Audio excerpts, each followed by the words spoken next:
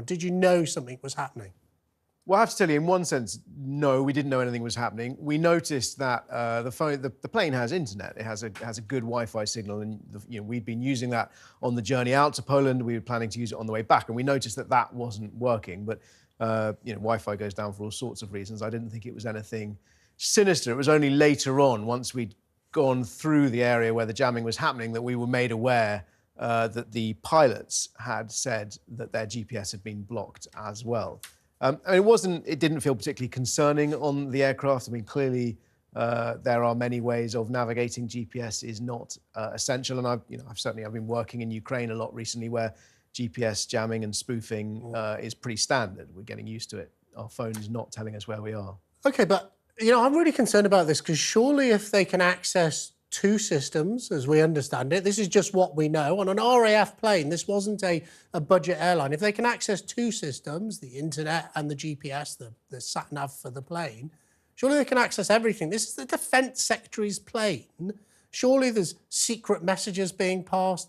This is another humiliation for the British Armed Forces, that the RAF has been hacked in Eastern Europe. Now, Jake, I'm going to push back on that. I mean, there have been moments that have been perhaps humiliating and embarrassing for the armed forces. I don't think necessarily this was one of them. It's better to think of this as jamming rather than hacking. As I understand it, the Russians can do two things with GPS, for example. You can either spoof the system, or you can crowd out the electromagnetic spectrum on which the GPS signals are delivered by satellites to stop receivers, both in your phone and on aircraft, from working. So this was jamming, and this is blanket jamming that the Russians regularly do from their Kaliningrad exclave. So any aircraft travelling through that airspace would have experienced a similar phenomenon, is my understanding, and that this is unlikely to have been necessarily a targeted attack against Grant Shapps. His aircraft, an RAF jet, had broadcast its flight plans. That was readily visible to anyone who might have been looking at a flight tracking website, let alone Russia with its more sophisticated surveillance apparatus in Kaliningrad. So perhaps they would have known that he was there and that he was on this aircraft. He'd been talking to local Polish journalists while he was in Poland. But nonetheless, there was no sense at the time or subsequently that the aircraft or that Grant Shapps was in any danger, or that necessarily any secret communications, not that I understand he would have been making were intercepted. I guess we wouldn't know. Just for a bit of colour at home, we can see Jerome on that plane. Looks quite cosy, actually. There we go. Just a bit of evidence you were there. Look, OK, so you've reassured me. Thank you. That's why we love having you on. You are an absolute expert in this field. We're going back slightly. So I also saw on the front page of The Sun, I think it was yesterday, the Defence Secretary calling for spending on defence to go up to 3%. It's just over 2% at the moment. We've had a series of mishaps. We got aircraft carriers that the propellers don't work on. We had a missile fired from a submarine which didn't go bang. We've had, maybe unconnected, the jamming of RAF navigation systems. Is the Defence Secretary right to be saying that we urgently need to increase defence spending in a less safe world than we've previously enjoyed? I agree with him. I think he's right that the world has become more dangerous. I don't think that's really a question of political debate. I think that is a factual reality. If you look around at what is happening in the world, we've got a war in Europe, the largest conflict in Europe since the end of the Second World War. And defence is expensive, and we have spent less on it over the last 30 years than we did during the Cold War. And if we compare what we had to spend on defence when we were in an acknowledged confrontation, albeit a cold confrontation with Russia, compared to what we're spending now, it was more. And if we look at what, for example, Ukraine's neighbours, Poland, are spending in terms of percentage of GDP, they've increased their spending to 4%. People are rightly worried about Russia's extraordinarily aggressive and warlike and of course, policy. there's wider conflicts I talked about in the first hour of this show today, actually, the standard planning that the Americans are doing, anticipating a potential conflict between the United States of America and China. But the great challenge is that this peace dividend that we've all been spending since the fall of the Berlin Wall, that isn't a dividend that we're spending, that is now part of day-to-day spending. It pays for our schools, our hospitals. It pays for people to go to university. It pays for building motorways. So if we're going to increase defence spending to a high proportion of our GDP, whoever the next government is, there's going to have to be a very difficult conversation with the British public about where you either cut other expenditure on the things people expect day-to-day just to be there. Can you see this debate about who will spend more on defence becoming a real issue at the next general election?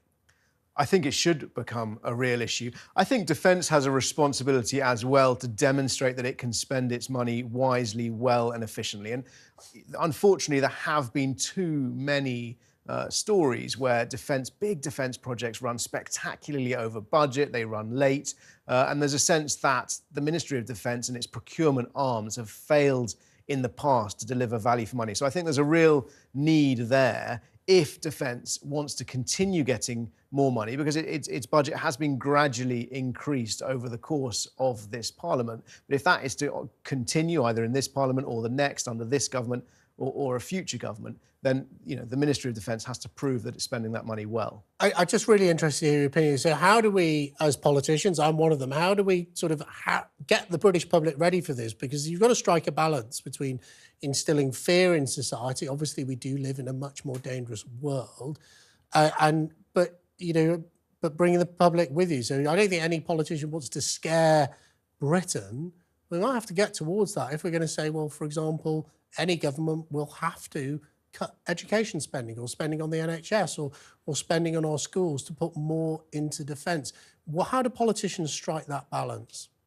Well, it's the first duty of any government to protect the citizens of their country. And without defence, we don't have those other things. If this government cannot defend this country, we won't have health, we won't have education, we won't have a welfare system.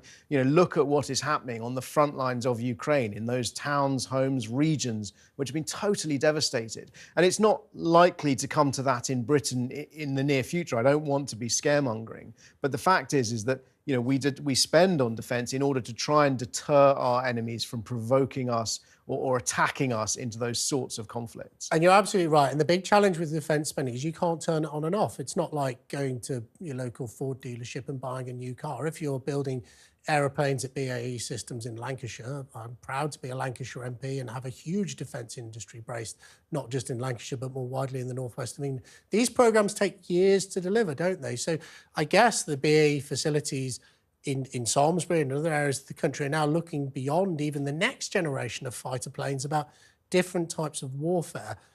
But you can't turn it on and off. So we can't have a wider conflict spreading throughout Europe. We all obviously hope we don't get there. And then say, right, now's the time to spend money on defence because it's too late. And I go back to this point. We have to try and have this debate in the general election that's going to happen later this year, don't we? Absolutely. I mean, the defence industry, the ammunition production, for example, has become a really acute problem in the sense that when the war in Ukraine started, Britain began to hand over some of our ammunition stockpiles to Ukraine in order to keep their guns firing.